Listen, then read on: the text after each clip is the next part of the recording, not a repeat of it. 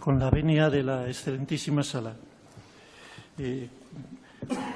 Su cargo en el Gobierno cuando ocurrieron estos acontecimientos, ¿cuál era?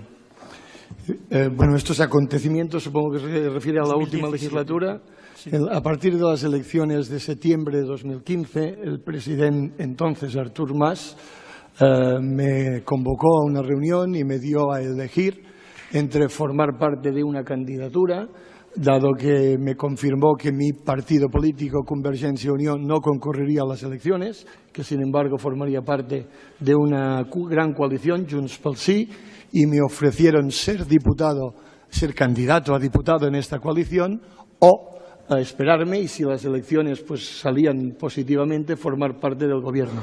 Efectivamente yo renuncié a formar parte de la candidatura en la medida que era una candidatura, como se ha conocido, ecléctica desde el punto de vista ideológico y preferí esperar, así conseguía la confianza del nuevo presidente. Efectivamente, el presidente Artur Mas y después Puigdemont me nombraron conseller, en primer lugar, de Cultura.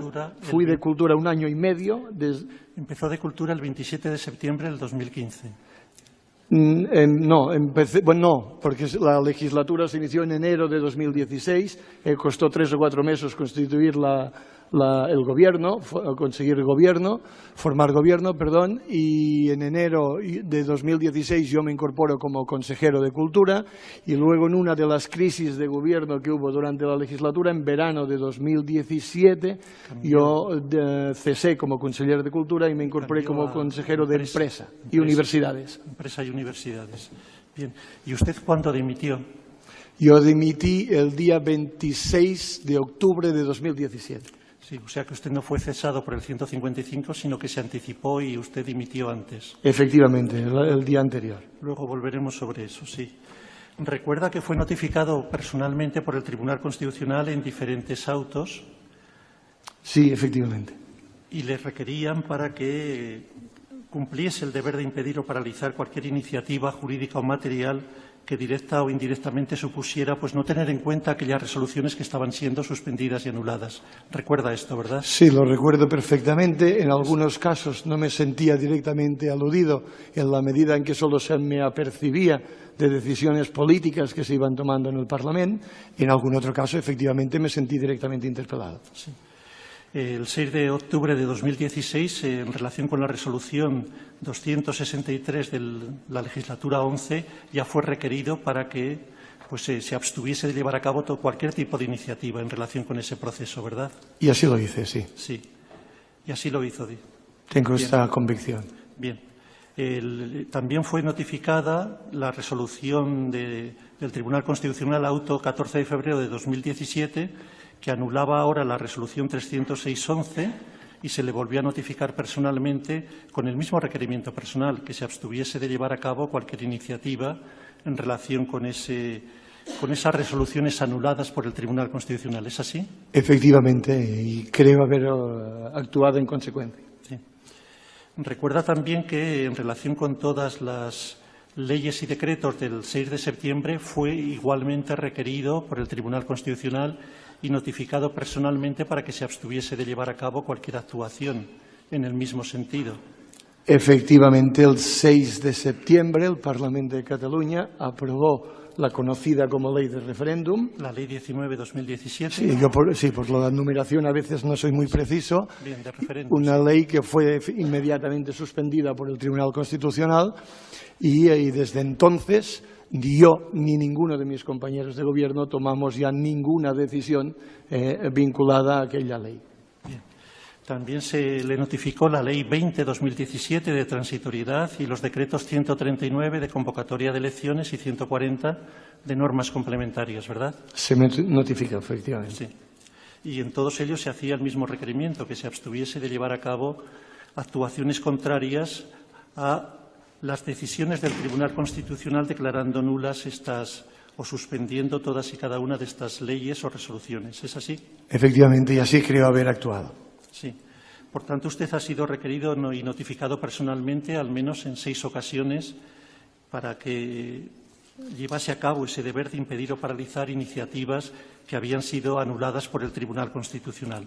Insisto que en algunos casos el requerimiento tenía que ver con reprobaciones de decisiones o de manifestaciones políticas que se habían tomado en el Parlamento y, por lo tanto, de las que yo tomaba nota, porque evidentemente lo seguía muy de cerca para estar muy atento a lo que pasaba, pero que sentía que no formaban parte de mi ámbito de decisiones. El decreto 139 de convocatoria del referéndum, basado en la ley que hemos comentado antes, 19/2017 del referéndum, que era su cobertura legal, fue aprobado por usted y por todos los miembros del Gobierno, ¿verdad? Fue aprobado por el Parlamento de Cataluña, esta es la tramitación. El decreto. El decreto se aprobó el día 6, sí.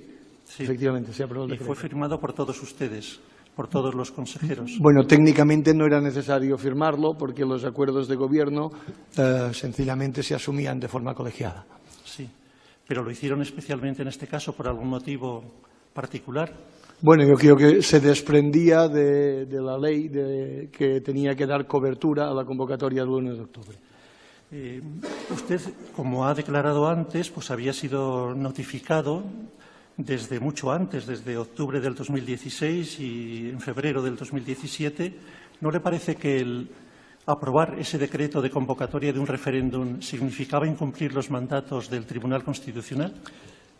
Bueno, piense que en este sentido yo quisiera contextualizar un poco aquella toma de decisiones, entre otras cosas porque podríamos cometer un cierto error de anacronismo ahora que sabemos cómo han ido las cosas. En aquellas circunstancias es importante recordar que la legislatura se había iniciado con una presión muy fuerte por parte de algunos sectores ciudadanos y también de algunos partidos políticos para que el Gobierno tomara iniciativas de carácter nítidamente unilateral. En este sentido, hubo una crisis de gobierno muy relevante en verano de 2016, en la que precisamente el presidente Carles Puigdemont tomó una decisión, algunos dijeron una argucia, incluso parlamentaria, para desescalar en la tensión que había en aquellos momentos e incluso en la presión que había para que se tomaran decisiones unilaterales en Cataluña.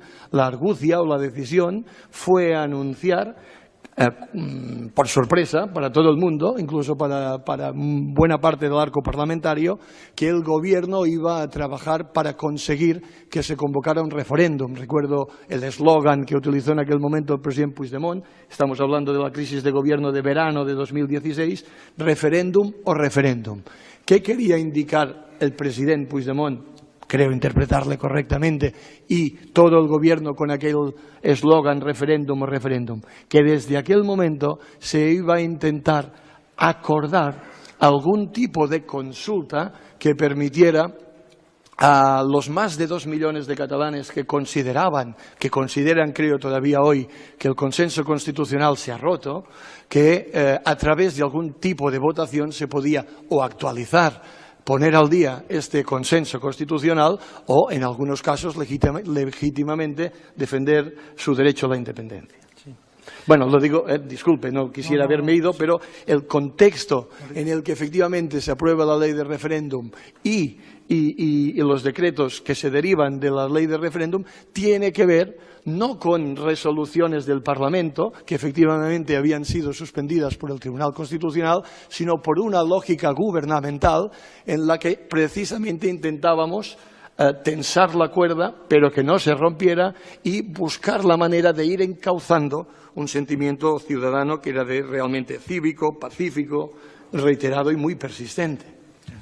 No le tengo que disculpar nada, usted hace todas las explicaciones que quiera. Cuando, por providencia de 7 de septiembre, el Tribunal Constitucional suspende la Ley 19 de 2017, que era la cobertura legal del decreto, ¿no les pareció que debían desconvocar, puesto que ya había perdido la cobertura legal la ley, ese decreto de convocatoria del referéndum, como una forma de cumplir el requerimiento del Tribunal Constitucional? De nuevo, si en la vida tuviéramos oportunidad de tomar decisiones a pelota pasada, pues no sé cómo actuaríamos, seguramente revisaríamos aquellas decisiones. Sí que es cierto que a partir del momento en el que el Tribunal Constitucional suspende y el Gobierno tomamos las decisiones que se corresponden con esta suspensión, porque fíjense ustedes que a partir del momento en que el Tribunal Constitucional suspende la ley de referéndum y los decretos, cae inmediatamente la sindicatura electoral, caen, como han recordado en sus declaraciones mis antiguos compañeros de gobierno, todas las iniciativas que se pudieran haber tomado, y el referéndum muta claramente de referéndum a una gran movilización política, que tuvo un gran sentido, pero que personalmente ya nunca más reconocí como referéndum. Bien, pasamos a otras preguntas en torno a la malversación. ¿Conocía usted la disposición adicional 40 de la Ley 4/2017? Bueno, era la de presupuestos, como dice que esa establecía, pues habilitaba, el Parlamento requería al Gobierno para que habilitara una partida para la celebración del referéndum. Esa disposición adicional 40 fue declarada nula por el Tribunal Constitucional, ¿lo recuerda? Sí, recuerdo que fue declarada nula. Recuerdo que en el proyecto de presupuestos que había preparado Vicepresidencia no existía, que fue una transacción en el trámite parlamentario, quedó nula y sin efecto. Por lo tanto, principio y final de su recorrido. Sí. ¿No le pareció que la declaración de nulidad de esa disposición adicional 40 y de la partida presupuestaria 132 que la materializaba significaba que no podía continuarse con la celebración de un referéndum y que si se hacía suponía la celebración de un uso desviado de los fondos? Bueno, insisto, era una transacción entre grupos parlamentarios. Yo desconozco por qué los grupos parlamentarios la transaccionaron. Era al margen del proyecto de presupuestos elaborado por el Gobierno y esta transacción no tuvo ninguna consecuencia práctica porque decayó. Sí. Después de que se declarase nula esta partida por sentencia de 5 de julio, 2 meses después ustedes firmaron el decreto del referéndum. Y en ese decreto de referéndum asumían la realización de gastos de todo tipo para la celebración del referéndum de una manera colegiada. ¿Lo recuerda usted? Aquí hay que ser muy precisos porque creo que es un tema para mi propio interés muy relevante. Asumíamos que efectivamente en el futuro se tomarían decisiones, si se tenían que tomar algunas acciones, decisiones o asumir algún gasto, se tomaría de forma colegiada para que efectivamente cada uno de nosotros pudiera decidir si era adecuado o no. Como se ha acreditado, no se tomó nunca ningún tipo de decisión de este tipo y en lo personal yo quedé doblemente tranquilo porque sabía que nadie en mi departamento iba a tomar ninguna decisión que comportara un gasto en el presupuesto público de mi departamento y además sabía que si había algún posible gasto a asumir para la realización de aquella movilización política pasaría por el Gobierno y por lo tanto el conjunto de los consellers seguro que coincidiríamos en su inconveniencia y no la permitiríamos. Como le digo, para muestra, creo que mi defensa también presentó esta prueba, el secretario del Gobierno, por lo tanto una persona aséptica, que sencillamente era fedatario de los acuerdos que tomábamos, ha acreditado, y lo tiene este tribunal, que después de la suspensión nunca se tomó ningún tipo de acuerdo por parte del Gobierno que supusiera el más mínimo gasto del presupuesto. ¿Sabe que se aprobó por un acuerdo del Gobierno de 7 de septiembre del 2017 a propuesta de Oriol Junqueras, Turull y Romeva para ser el Gobierno Administración electoral y admitir y asumir de forma solidaria, colectiva y colegiada las actuaciones y gastos del referéndum? ¿Recuerda ese acuerdo de 7 de septiembre? Sí, y reitero mi respuesta, que tiene que ver con la misma pregunta. Son dos decisiones que se toman el 6 y el 7. Efectivamente, todos recibimos el apercibimiento de la suspensión el 8 o el 12, no recuerdo con precisión, pero lo que sí es un dato objetivo es que ya no se toma ninguna decisión dando cumplimiento al mandato judicial. Interesaría si viese el documento que es el acuerdo de 6 de septiembre y que ya fue ayer presentado en la pieza separada 10 del Tribunal Supremo, tomo 4, anexo séptimo, folio 8. Adelante. Gracias.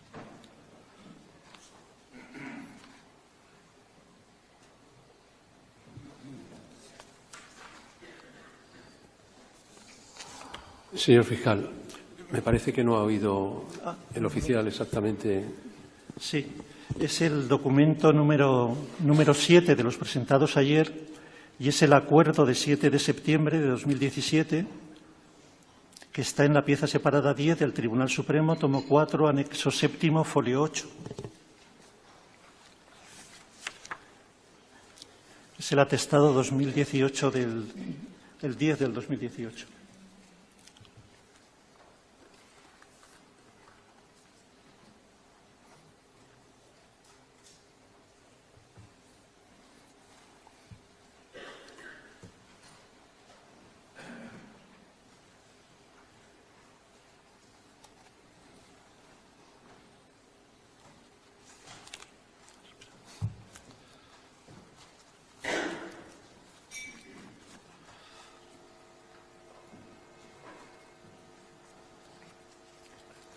¿Es este documento, señor fiscal?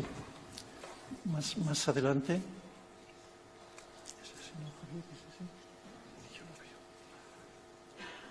Más adelante.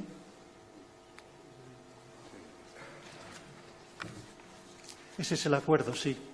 Bien, en ese acuerdo se habla de que, a propuesta del vicepresidente de Gobierno y consejero de Economía y Hacienda, con el consejero de Presidencia y con el de Asuntos y Relaciones Institucionales Exteriores, se acordaba lo siguiente. ¿Lo ve usted, señor Vila? Sí, sí. Vale. Veo mejor de lejos que de cerca, ahora ya. Qué bien. En el acuerdo se decía que el Gobierno, como Administración electoral, para garantizar la preparación adecuada del proceso electoral, asumía directamente de manera colegiada o lo encargaba a los departamentos o unidades competentes, entre otros, todas las contrataciones, la aprobación del gasto y las acciones político-administrativas necesarias para hacer efectiva la celebración del referéndum. ¿Asumían ustedes de forma colegiada ese compromiso? Insisto que en mi interpretación, en primer lugar, este era un acto debido, consecuencia de la ley de referéndum. Es decir, no era una ocurrencia de vicepresidencia del Gobierno, era un acto debido, consecuente con la ley, todavía no estaba suspendido y otro aspecto muy relevante. En el fondo esto era una garantía, una tranquilidad para todos, porque sabíamos que efectivamente no habría ningún tipo de posibilidad de llevar a cabo ningún gasto que no hubiera sido visto por todos, a no ser que efectivamente pues, alguien eludiera sus responsabilidades y su honorabilidad. Sí, en el mismo documento se habla en concreto de autorizar, con carácter enunciativo y no limitativo, pues la confección, impresión, reparto de material electoral como urnas, papeletas, votaciones, sobres, actas.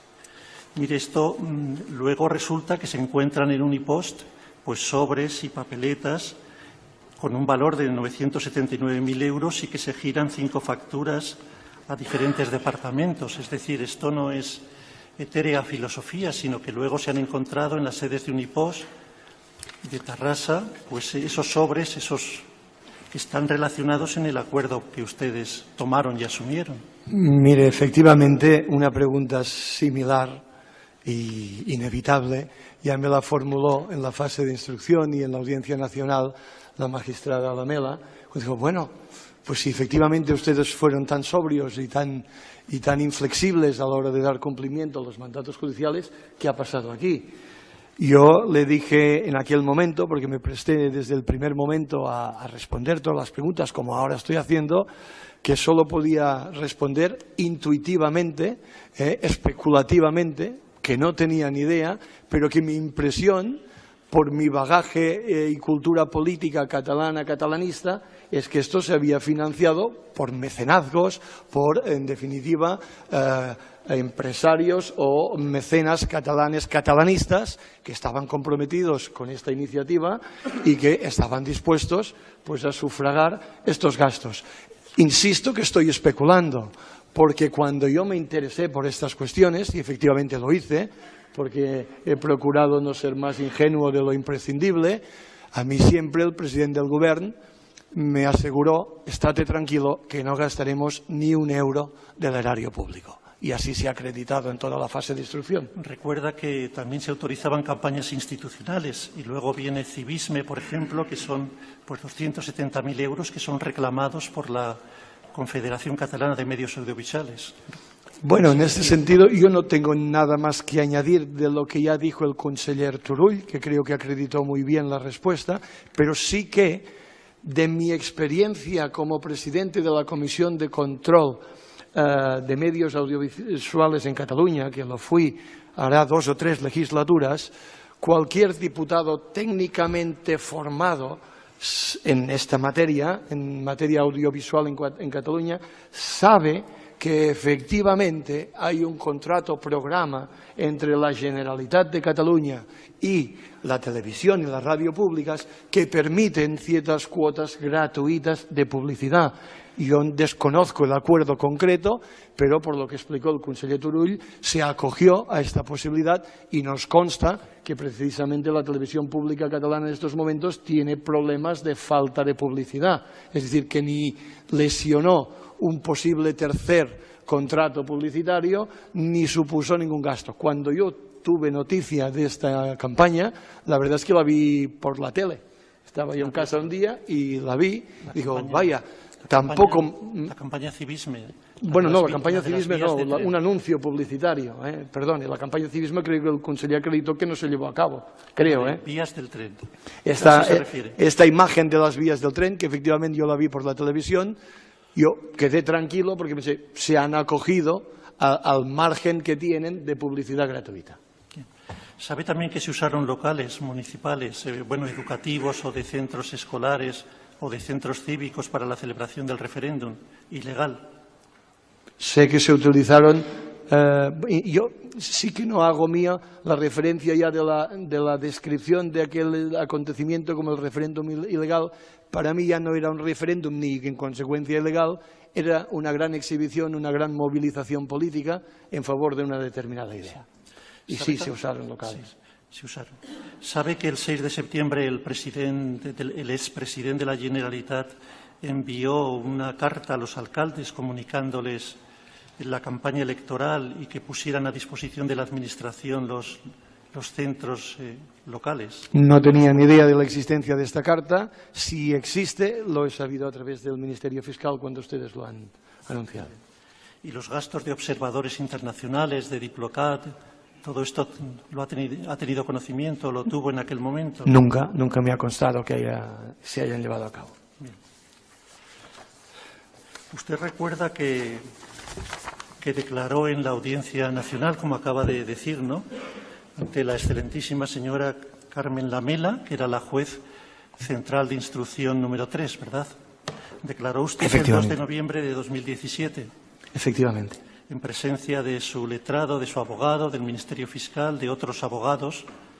¿Recuerda? Y quiero hacer notar que aquella declaración, que fue en aquellos momentos espontánea e intuitiva, sí, no ha cambiado en nada con respecto a lo que ahora ya estoy haciendo, asistido por mis abogados, intentando ponderar todas las palabras para que no me comprometan. Bien. En esa declaración, que si no la recuerda se la exhibiremos, usted declara que una vez que se ganaron las elecciones el objetivo era llegar a la independencia, recuerda, y que se hicieron movilizaciones ciudadanas para llevar a efecto esta idea. ¿Recuerda su declaración? Yo recuerdo perfectamente que conté a la magistrada Lamela que efectivamente era una legislatura que se había iniciado con un programa electoral independentista, pero que para muchos de los centenares de miles de ciudadanos que efectivamente apoyaban aquella idea, tan o más importante que esta idea, que algunos apoyábamos de una forma, describíamos, instrumental, era que esta movilización sirviera para sacar del inmovilismo al presidente del Gobierno, que legítimamente en aquellos momentos, a pesar de que mantuvo siempre vías de diálogo abiertas, no supo, ni nosotros supimos, crear las condiciones de confianza adecuadas para que esto precipitara algún tipo de negociación. Por lo tanto, había un discurso reivindicativo, legítimo, independentista, ampliamente seguido por amplios sectores de la ciudadanía, y había también centenares de miles de ciudadanos, entre los que yo me cuento, que apoyábamos el movimiento independentista, confiando que esto sería una palanca para una nueva oleada de reformas, de actualización de los consensos constitucionales que, en mi opinión, a partir de 2010 en Cataluña se rompieron para el sentir de mucha gente. Pero el objetivo de esas movilizaciones individuales era la consecución, movilizaciones, ciudadanas, era conseguir esa independencia que estaba. No necesariamente, tendríamos que precisar y habría que preguntar a cada uno de los ciudadanos que se movilizó, porque ya le digo que, fíjese usted, incluso en el seno del Gobierno, nuestra motivación política exige matices, si queremos ser justos, y cada uno sabrá por qué se movilizaba. Imagínese usted en las movilizaciones que, por ejemplo, había en las diadas nacionales, los 11 de septiembre, donde había padres, hijos, nietos, cada uno de ellos, ¿por qué se movía? Algunos legítimamente porque consideraban que, como decían vulgarmente, que España sepa hacer de la diversidad un valor y no un problema es misión imposible. Otros porque decían, se ha roto el consenso constitucional, debemos intentar actualizarlo, y la manera de actualizarlo es que nos vean vitales, activos, movilizados. Es decir, la casuística política por la que cada ciudadano se movilizó yo no la puedo interpretar, señor fiscal, yo solo la mía. Sí, sí. Lo cierto es, por encima de esos pensamientos, que el Tribunal Constitucional había declarado inconstitucional ese referéndum. Esa es la legalidad que el Tribunal Constitucional, que es el supremo intérprete de la Constitución, había plasmado, ¿no?, en sus resoluciones. ¿Pero me estaba hablando usted de las manifestaciones o ahora del referéndum? Sí, no, digo que todas esas manifestaciones pretendían celebrar un referéndum que había sido declarado ilegal, ¿no? Según qué manifestación. Hubo muchas manifestaciones a lo largo de esta legislatura. Yo soy, por definición, un animal muy poco gregario y muy poco amante de las manifestaciones, pero de las muchas que sufrimos, algunos dirán que disfrutaron durante aquellos años, algunas iban en esa dirección, otras no. Sí. En otro punto de esa declaración usted dice que ha conocido a Jordi Sánchez y Cuixart en esta última etapa y porque formaban parte del proceso activista. Formaban parte, a través de ONC y Òmnium, de esas movilizaciones generales que secundaban el proyecto político de independencia. Yo no hago mía la expresión formaban parte del proceso activista, sí que hago mía la descripción, y creo que les honra que sean así, de que son dos activistas y que han hecho del activismo cívico, cultural, político, pues buena parte de la descripción de su carrera. No, simplemente leo lo que usted dijo. He conocido que a Jordi Sánchez y Cuixart en esta última etapa y porque formaban parte del proceso activista. Esta es su declaración. Bueno, pues esta palabra es una palabra imprecisa que yo serenamente formularía de una forma más educada y más precisa para hacerles justicia. También declara usted en ese acto que en julio del 2017 hubo un cambio de gobierno llevado a cabo por Puigdemont porque en aquel momento había consellers que discrepaban. Ese es el motivo del cambio de, por ejemplo, Jordi Jané por Ford, de la entrada de Turull. Yo creo que lo más sensato será que en la medida que algunos han sido citados aquí sean ellos los que den explicaciones de por qué dimitieron, porque finalmente la dimisión de un conseller o su cese tiene que ver con el fin de una relación de confianza entre el presidente y el consejero. ¿Y no le consta a usted, como miembro del Gobierno, por qué fue esa discrepancia? Pues no, estaría especulando. Estaría especulando porque pueden ser motivos distintos en cada caso. Sí. Usted dice que dimitió el 26, ¿verdad? El 26 de octubre, antes de la aplicación del 155. Y cuando explica esto, en su declaración, que leo textualmente y si quiere se la pondremos, dice que en las reuniones con políticos hablaron para conseguir un compromiso de no tomar decisiones unilaterales. En un momento dado se vio incapaz de convencer al resto de los partidos y al suyo propio. Podría haberse quedado solo. ¿Por esto se va usted? Porque nadie era partidario de llevar a cabo lo que usted pretendía, esa convocatoria de elecciones, porque todos optaban por la vía unilateral, por la proclamación de la independencia que había salido del referéndum. Yo dimito, en primer lugar, frustrado, porque durante aquel mes de octubre, es decir, a partir de la noche del 1 de octubre, en el seno del movimiento soberanista hay una discrepancia de interpretaciones sobre qué ha pasado el 1 de octubre. Algunos efectivamente reconocen el 1 de octubre como un referéndum, una movilización que obliga y que les interpela. Otros, sin embargo, estamos convencidos de que lo que ha pasado el 1 de octubre es una movilización muy importante de más de 2 millones de ciudadanos a favor de la independencia, pero que también han habido más de 2,5 millones de catalanes, igualmente catalanes, que se han quedado en casa y que han contemplado cómo se estaba produciendo una movilización política en la que ellos no se sentían para nada interpelados, al contrario. Algunos considerábamos que era la obligación del gobierno ser el gobierno de todos. Creo, honestamente, que este sentimiento era mayoritario en el seno del gobierno. En este sentido, durante el mes de octubre, por orden del presidente Carles Puigdemont, yo formé parte, no me quiero otorgar la exclusividad, nunca sabré qué actores más participaban en aquel momento del intento de conciliación, pero yo formé parte de los políticos que interlocutaron continuamente con altos dirigentes del Partido Socialista y con altos dirigentes, incluso con responsables del Gobierno de España, que, en contra de lo que a veces se publica, también tenían un alto interés en la conciliación, en evitar el choque institucional y, por lo tanto, en ir desescalando la tensión. Lo que había pasado, ya había pasado. Algunos vivimos hasta el último segundo la convicción de que incluso no se llevaría a cabo el 1 de octubre, se llevó a cabo. Fue muy desgraciado, muy triste, creo que es una herida que nos acompañará toda la vida, haber visto las cargas policiales, haber visto señoras por los suelos.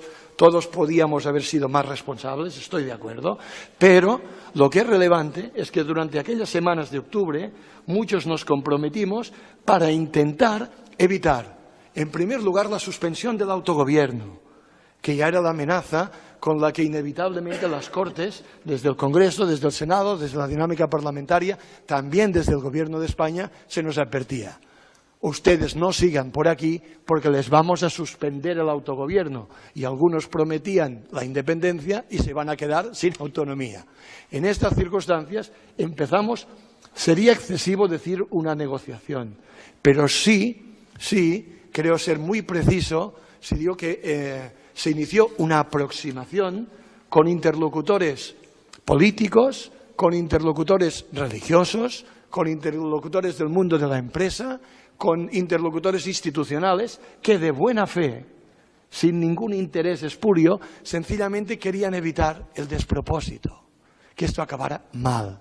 Y yo formé parte de ello y quiero decir con orgullo que creo que el miércoles 25 de octubre lo habíamos conseguido.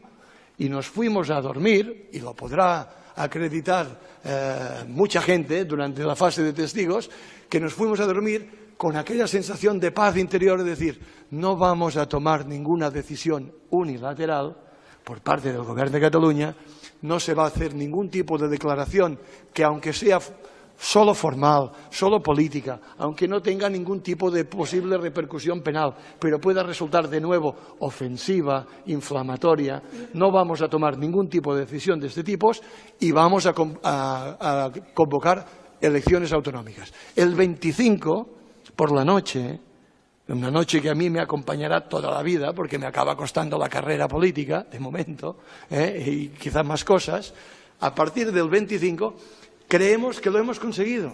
No solo yo, muchos miembros del Gobierno, muchos dirigentes de partidos que dicen, bueno, nos hemos centrado. También por parte del Gobierno de España creo que se respiró, sinceramente. ¿Qué nos pasó? Que lo que habíamos acordado discretamente, lo que habíamos acordado sin publicidad, el clima de desconfianza y la tensión exterior era tan fuerte que al día siguiente se torció.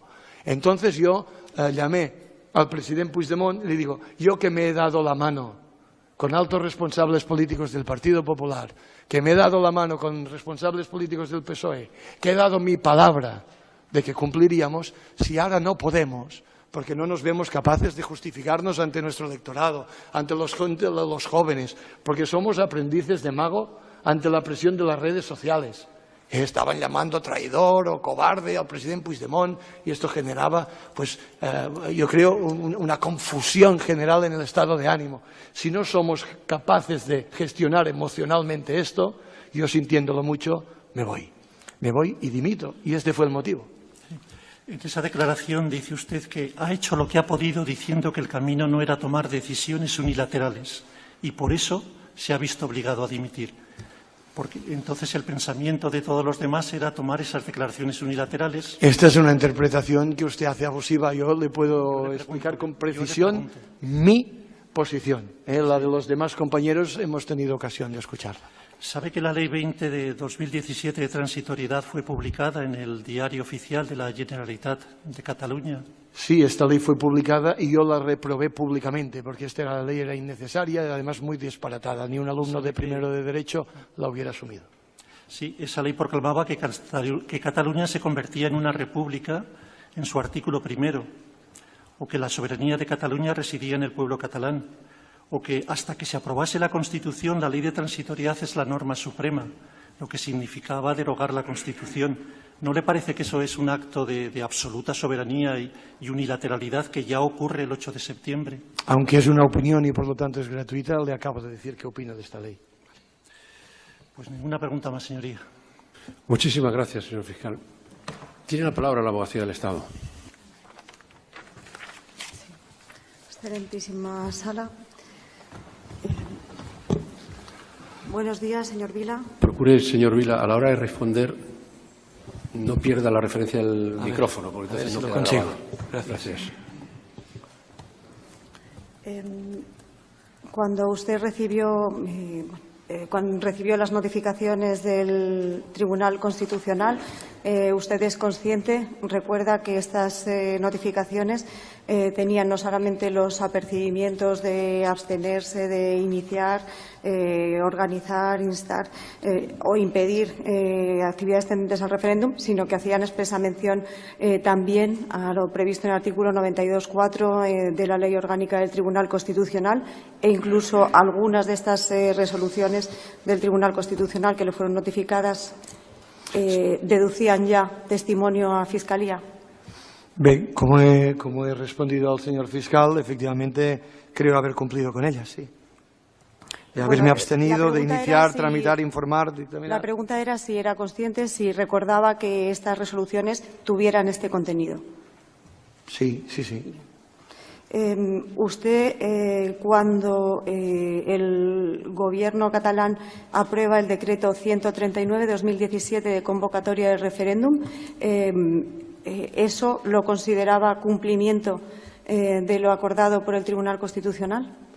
Bueno, yo entendía que el Tribunal Constitucional había suspendido iniciativas parlamentarias y como he intentado explicar, la lógica de la convocatoria del referéndum por parte del Govern respondía al intento de desescalar una agenda unilateralista que se tomó en verano del 16. ¿Qué resolución del Tribunal Constitucional consideraba usted o consideró usted que iba dirigida directamente a los miembros del Gobierno catalán? No soy muy preciso con los números de las resoluciones, tendría que mirarlo, pero la última... Con que me diga cuál es o a qué contenido se corresponde, me es suficiente. Sí, pues efectivamente la última en la que nos advertía que no debíamos tomar iniciativas que tuvieran que ver con la convocatoria de un referéndum.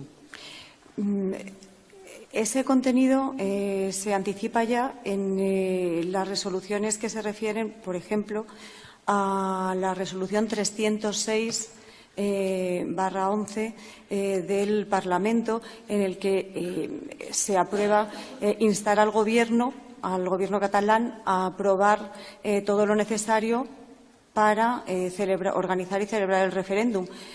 Cuando se le notifica la anulación por parte del Tribunal Constitucional de eso y se le apercibe de abstenerse, de hacer nada que se considere organización y celebración, ¿no se sintió usted concernido directamente?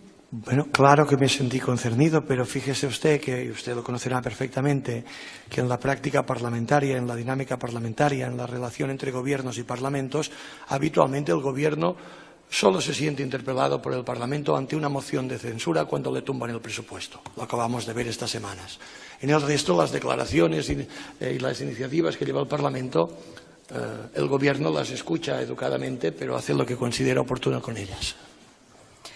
Entonces, ¿usted no interpreta el mandato de la ciudadanía que todos sus predecesores que han ido declarando aquí sí que consideraban casi como una orden? Es decir, porque hemos escuchado reiteradamente que cumplían un mandato de la ciudadanía. ¿Usted este mandato no lo sentía?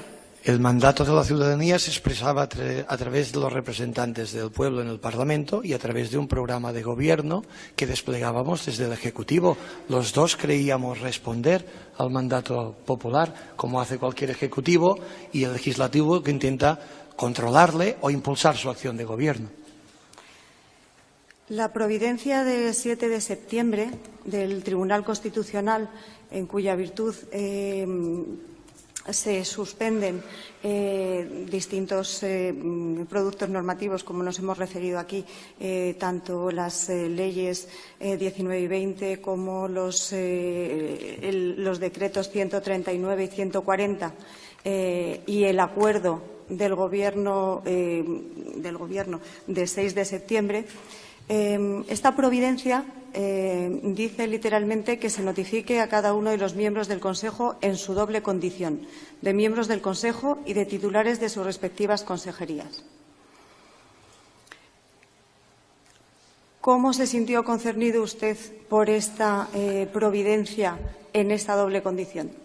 Insisto que efectivamente, después de haber sido apercibido y de recibir esta notificación, no tomamos ya ninguna decisión, no emprendimos ninguna acción, ninguna iniciativa, ningún gasto, ningún dispendio que fuera sustentado por estas iniciativas que habían sido suspendidas judicialmente. Lo que se decía en esa providencia también era que se adoptaran medidas para impedir o evitar la organización y celebración. Es decir, no se les prohibía solo gastar, sino que se les ordenaba impedir la celebración del referéndum. ¿Hizo usted, como miembro del Gobierno, algo tendente para evitar la celebración del referéndum? Es que yo era conseller de Empresa y Conocimiento, conseller de Empresa y Universidades. No se me ocurre qué podía hacer cuando ya claramente, si el Gobierno estábamos retirándonos del impulso de aquella iniciativa, era la sociedad civil la que lo estaba desarrollando. Pero el Gobierno, como órgano colegiado, suma de varias personas, fue el que adoptó el 6 de septiembre el acuerdo y el que podía adoptar de forma análoga un acuerdo desconvocando. ¿Hizo usted como miembro del Gobierno? Ya sabemos que el Gobierno como órgano colegiado no lo hizo. ¿Hizo usted como miembro del Gobierno algo tendente para que se adoptara esa resolución? Bueno, en aquellas circunstancias tan extremas sí que estuvimos haciendo cosas, intentando hasta el último minuto transaccionar con el Gobierno de España algún tipo de par en máquinas. Algún tipo de solución, porque solo había una línea roja y eso se ha ido publicando, que es poner en cuestión la soberanía nacional. Pero sí que, y eso lo veremos en el futuro, esto es un augurio que yo hago y espero que sea un deseo, veremos que al final la solución en Cataluña pasará porque los catalanes van a poder votar. Van a votar sobre su autogobierno, sobre su mejora de autogobierno, sobre la actualización de su compromiso constitucional. Dicen, es que no van a votar sobre la soberanía. Ya veremos, pero seguro que la solución pasará por poder votar. Hasta el último instante, muchos, no me quiero atribuir la exclusividad, intentamos tensar la cuerda, porque recuerde usted que desde 2010 teníamos más de 2 millones de ciudadanos con un sentimiento y una demanda y una reivindicación, para ser precisos, he estado pensando en los adjetivos, ¿no? Cívica, pacífica, reiterada y persistente, que eso está descrito como de obligación para la política saber encauzarlo. Debíamos saber encauzarlo. Estábamos discretamente buscando soluciones. No las conseguimos. Lo lamento y es frustrante y es doloroso. No las conseguimos. Se encauzó aquella movilización en términos también, si me permite la valoración política, de mal menor. De mal menor. Porque si no hubiera sido por la tristeza de los acontecimientos que vivimos aquellas primeras horas del 1 de octubre, por las tensiones que hubo, por las iniciativas policiales que se tomaron, en mi opinión, desproporcionadas, innecesarias, pues seguramente ni hubiera ido a votar tanta gente como fue a votar. Porque a mí mucha gente me confirmó a posteriori que habían ido a votar como por solidaridad, por un sentimiento herido, es decir, qué desproporción, cómo hemos sido todos tan alocados y hemos actuado de una forma tan poco acorde con lo que es propio de un Estado democrático, moderno, como es España. Bien. Ha dicho usted, me ha parecido entender, que el Gobierno no se ocupó de la organización del referéndum, que eso lo hacía la ciudadanía. Sí, efectivamente, a partir del momento de la suspensión, como se ha ido acreditando en todos los testigos que me han precedido, yo mismo, lo que es seguro es que no tomamos ya ninguna decisión para organizarlo y que no gastamos ni destinamos ni un solo euro. En consecuencia, solo se podía organizar de este modo. Dejemos el gasto del euro, que ya nos han confirmado que según ustedes no se gastaron ni un solo euro. En cuanto a la organización, una vez se recibe la providencia del 7 de septiembre del Tribunal Constitucional, que es verdad que ustedes la reciben en soporte papel físico días después, pero se publica en el Boletín Oficial del Estado al día siguiente, el día 8, esta organización de la ciudadanía se produce de forma espontánea. ¿La ciudadanía lee el BOE y empieza a organizar el referéndum? No tengo ni idea. No sabe, ¿verdad? No sabe cómo la ciudadanía se organizó. No tengo ni idea. Sí que sé que, como se ha descrito, en muchas de las iniciativas que se llevaban a cabo había pues miles de entidades cívicas, culturales, católicas, aconfesionales, de todo tipo, políticas, sindicales, empresariales, que estaban comprometidas con poder hacer este tipo de movilización y de expresión pública de apoyo. De hecho, usted antes nos ha dicho hace un momento que usted preocupado, y usted sí que era el único consejero preocupado. Por esto preguntó al presidente cómo se iba a organizar y el presidente le tranquilizó. Y le dijo, no te preocupes, esto ya se organizará por otro lado, nosotros no nos vamos a gastar dinero. Yo no he dicho esto, yo le pregunté por la cuestión económica. Es decir, bueno, la situación es la que es, como te lo planteas esto. Estad tranquilos que esto no se financiará desde el presupuesto público. Cuando le dijo eso, usted ¿captó la idea de que estaba la organización prevista? Sí. Bien, en cuanto hay un elemento importante en la organización de todo proceso electoral o referendario, como es el caso, que es dónde se realiza. Y en este caso se utilizaron locales públicos y privados. ¿Cómo se explica la utilización de los locales públicos? Pues de nuevo estoy especulando porque no lo sé, pero supongo que por la iniciativa civil uno debió facilitar un local, el otro. Cuando usted dice que uno facilitó un local y otro, estamos hablando de locales públicos. ¿Quién facilita el acceso y la utilización de los locales públicos? La casuística es tan variada que tendríamos que analizar caso por caso, cómo en un momento dado igual pues esta movilización se concretó en un pueblo, en una parroquia, o en el casal del centro cívico, que igual es una entidad privada, o igual es un colegio, igual es... Es que ustedes lo vieron y yo también lo vi. Cada caso debió ser distinto y, insisto, era una gran movilización social, ciudadana, también se ha descrito, en la que no había una orquestación oculta. Tengo la impresión, vamos, o como mínimo yo no tuve nunca ni rastro de conocimiento de que existiera. No tuvo conocimiento de que existía, pero dice que no fue oculta. No, digo que, es decir, que mire si debió ser oculta, que yo nunca llegué a verla, es decir, claro, ni a conocerla. De cualquier manera, usted como consejero que ha sido, además de varias consejerías distintas, y por su experiencia en esa gestión como titular de consejerías, ¿la disposición de sedes públicas es libre? ¿Se encuentran a disposición de cualquiera que quiera utilizarlas? ¿O es el responsable de los locales públicos y el gestor público el que autoriza la utilización? Jo, com a titular del Departament d'Empresa y Coneixement, no autoricé el uso de ninguna instalación de mi departamento. Esto tiene que quedar nítidamente claro establecido. Cada consejería sabe los protocolos de actuación en relación a la utilización de sus locales, sus instalaciones, sus equipamientos. Cada ayuntamiento tiene su propio reglamento y tiene sus ordenanzas municipales y sabe si a veces hay locales cedidos a entidades o que se gestionan directamente, de gestión directa o indirecta. Es decir, la casuística es tan grande que comprenda usted que yo no se lo puedo explicar. Yo lo único que le puedo decir es, consecuente con el mandato judicial, yo di órdenes taxativas, imperativas, de que ningún local del Departamento de Empresa y Coneixement se destinara a esta utilidad. Vamos a ir a otra pregunta relacionada ya con otra materia, porque la disposición de los locales creo que la ha contestado ya de la mejor manera que ha considerado oportuna.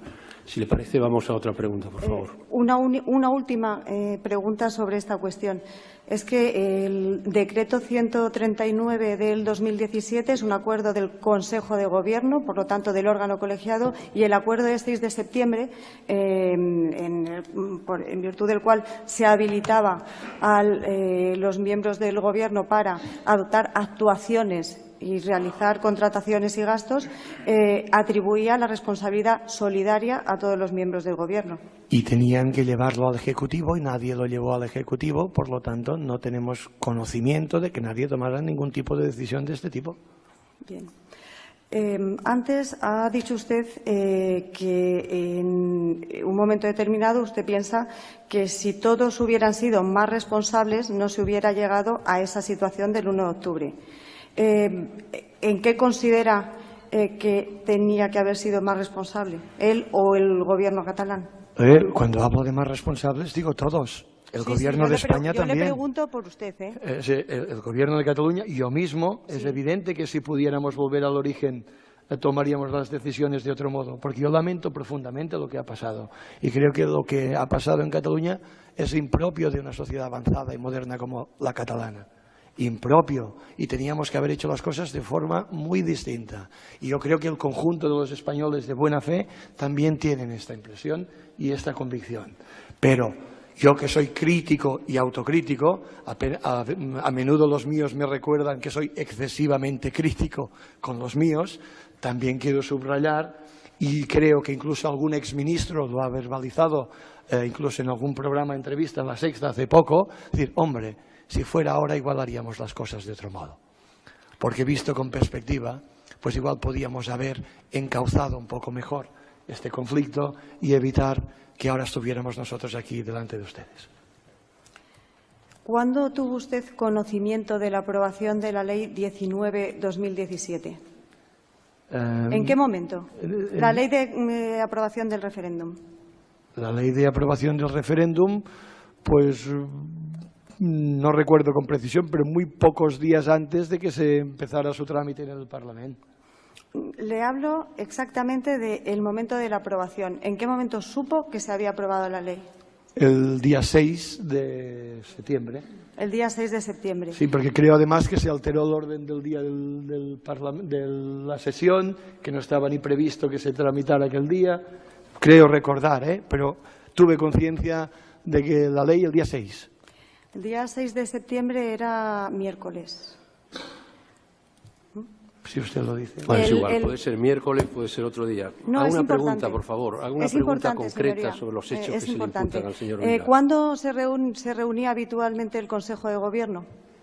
El Consejo de Gobierno se reunía de forma ordinaria los martes, pero en aquellas semanas tan intensas, algún día se reunió excepcionalmente algún otro día. Algún otro día, ¿verdad? ¿Por qué no se reunió el martes día 5?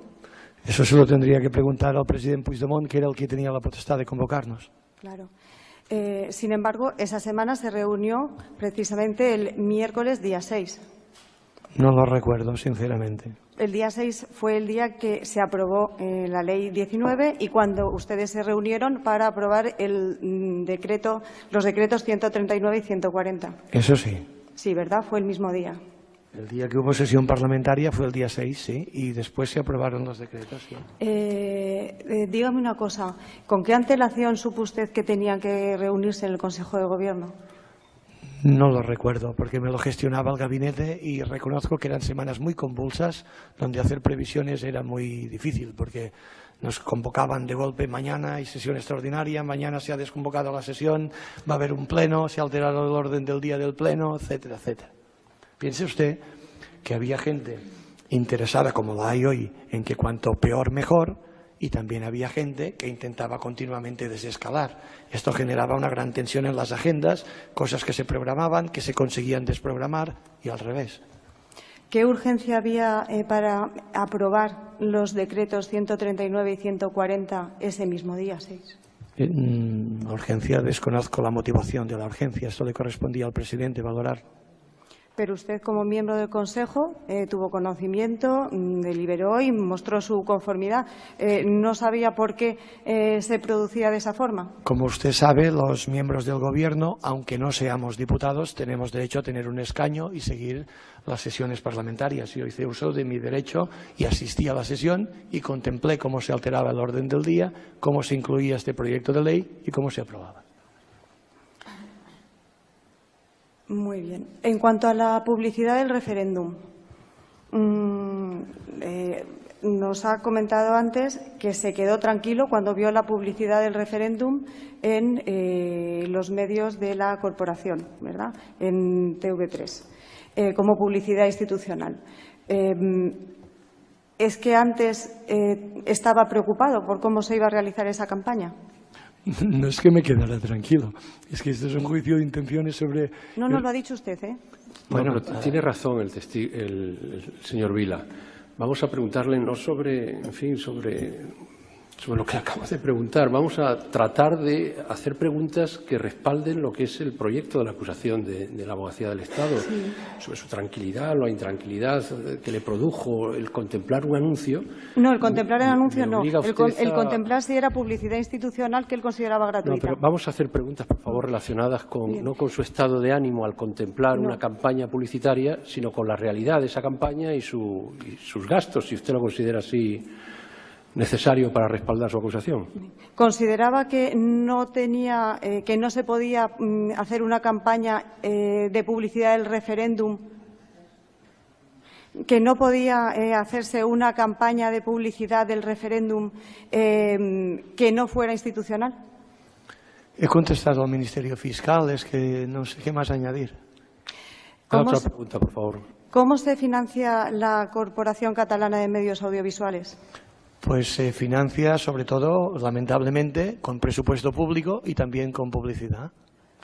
Es decir, que es el propio Gobierno de Cataluña el que, de forma mayoritaria, hace una aportación a la Corporación Catalana para su financiación. Bueno, no el Gobierno de Cataluña, el Estado. Es decir, es una televisión pública, es una radio pública, reivindiquémosla también. O sea, del erario público sale, en mi opinión, yo que soy bastante liberal, un presupuesto excesivo de financiación para la televisión y la radio públicas. Yo preferiría que efectivamente hubiera mucha más parte del presupuesto de la corporación que tuviera su origen en financiación privada, como publicidad, como etcétera, etcétera. Ninguna pregunta más, señoría. Muchísimas gracias a la representación de la Abogacía del Estado. ¿Alguno de los letrados quiere hacer alguna pregunta? Sí, con la venia, excelentísimo señor. Señor Vila, hola, buenos días.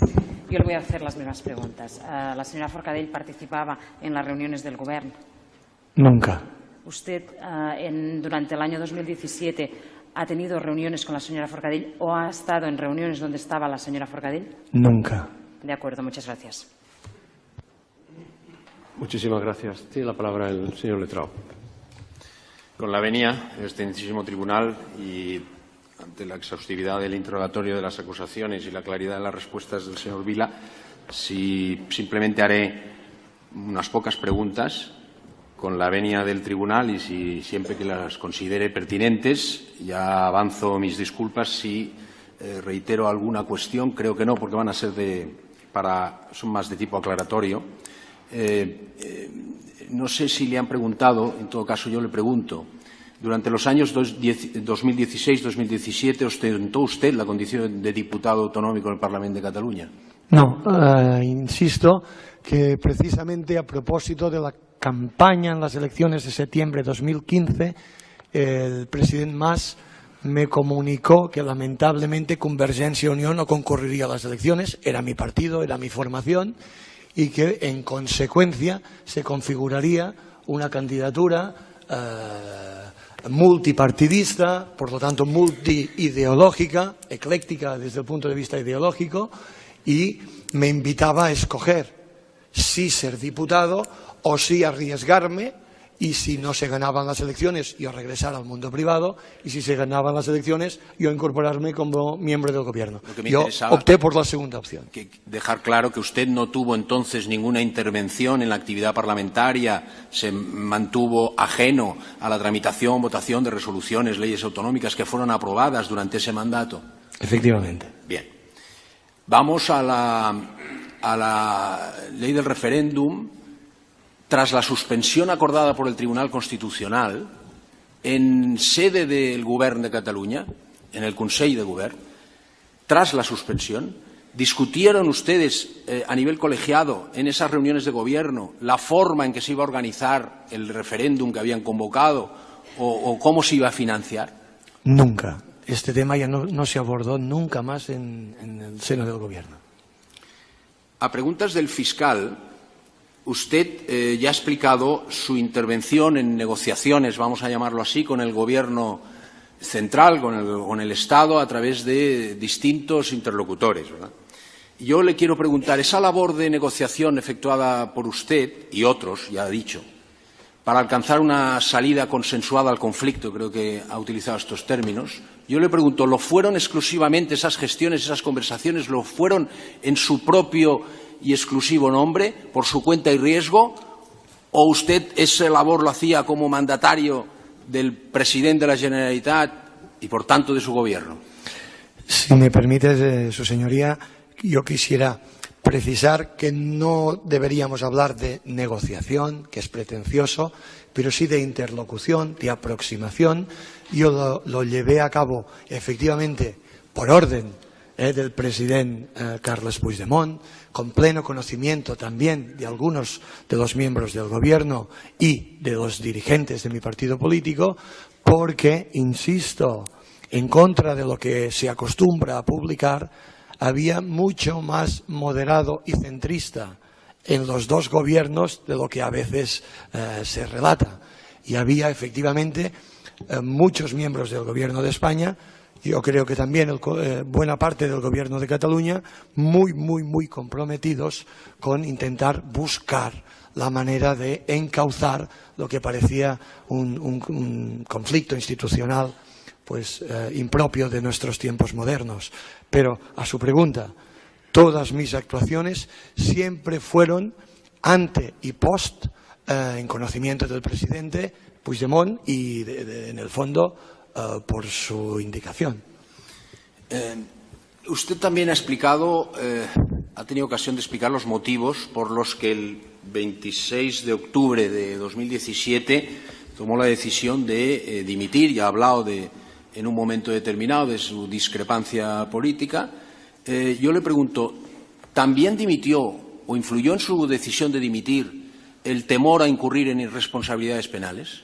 No, en ningún momento, porque en aquellos momentos nadie contemplábamos honestamente que pudiéramos tomar alguna decisión que tuviera consecuencias penales, ni yo ni mis compañeros. Sencillamente, como he intentado explicar, yo dimití frustrado de haber intentado encauzar este conflicto y de haber fracasado, y además de tener la impresión de que seguramente los que fallábamos éramos nosotros por no ser capaces de serenar el ánimo de nuestros entornos. ¿Influyó o pudo influir también en su decisión de dimitir, o de dimisión, perdón, el particular análisis que hizo usted sobre el resultado del referéndum el 1 de octubre? Sin duda. Algunos opinadores, políticos, periodistas, estaban convencidos, de hecho todavía hoy lo defienden, de que del 1 de octubre se tenía que desprender una serie de actuaciones configurativas del nuevo Estado, de una nueva república, etc. Yo la misma noche del 1 de octubre y durante el mes de octubre publiqué diversos artículos en el diario Ara y en La Vanguardia en los que expresaba que, en mi opinión, nuestra responsabilidad institucional era ser el gobierno de los ciudadanos que efectivamente habían participado en la movilización del 1 de octubre, más de 2 millones, que esto no es menor, cuando 2 millones en una comunidad de 7, con 4,5 de ciudadanos con derecho a voto, cuando más de 2 millones, con razón o sin razón, más o menos sentimentalizados, emocionales, por lo que sea, debíamos atender y saber encauzar este sentimiento de ruptura de consenso de los más de 2.300.000 ciudadanos que se habían movilizado en favor de la independencia, pero también era nuestra obligación ser el gobierno de los más de 2 millones de ciudadanos que se habían quedado en casa, incluso abrumados, temiendo qué podía pasar en las próximas semanas, porque efectivamente auguraban pues aquel conflicto institucional. Yo estaba convencido que debíamos atender el sentimiento democrático del conjunto de la ciudadanía. En la medida en que no sabía cómo evolucionarían las cosas y que las gestiones que yo había hecho personalmente habían sido frustradas, pues al presidente Puigdemont, con el que tenía no solo una relación política, sino también una relación de confianza personal importante, pues yo creo que él comprendió que nuestros caminos políticos ya habían llegado a su fin. Creo que ya ha quedado claro que usted fue, por lo menos en octubre del 17, una voz discordante en el Gobierno.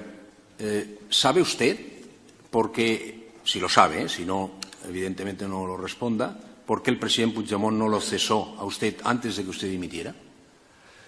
Bueno, porque efectivamente tanto el presidente Puigdemont como incluso el presidente Artur Mas, un hombre con el que yo había mantenido mucho vínculo político anteriormente, preferían que estuviera dentro que no que saliera, y consideraban que mi papel podía ser más útil dentro del gobierno que fuera. Yo insisto, tenía, y creo que a medio plazo regeneraré, una relación incluso amical con Carles Puigdemont. Yo lamento muchísimo ahora la situación de su esposa, de sus hijas en Girona, él fuera en esta situación tan lamentable. Me duele profundamente esta situación. En aquellas circunstancias, continuamente, el presidente Puigdemont reiteraba que prefería que me quedara a su lado. Además, lo digo con toda la humildad y modestia, pero en aquellos momentos yo mantenía y hoy mantengo buenas relaciones personales, amicales, políticas, con cuadros importantes del Partido Popular, con cuadros importantes del Partido Socialista, y por lo tanto mi interlocución en Madrid creo que era para él valiosa. Por lo tanto, esto a mí me animaba cuando se ha cuestionado en algún momento, bueno, ¿y usted por qué no tuvo la impresión de que podía estar en algún momento rozando la posibilidad de desobedecer y tal? Este riesgo yo creo que compensaba, porque tenía la sensación honesta de que era útil al presidente de la Generalitat, al Gobierno y, en definitiva, al conjunto de los catalanes. Una última pregunta.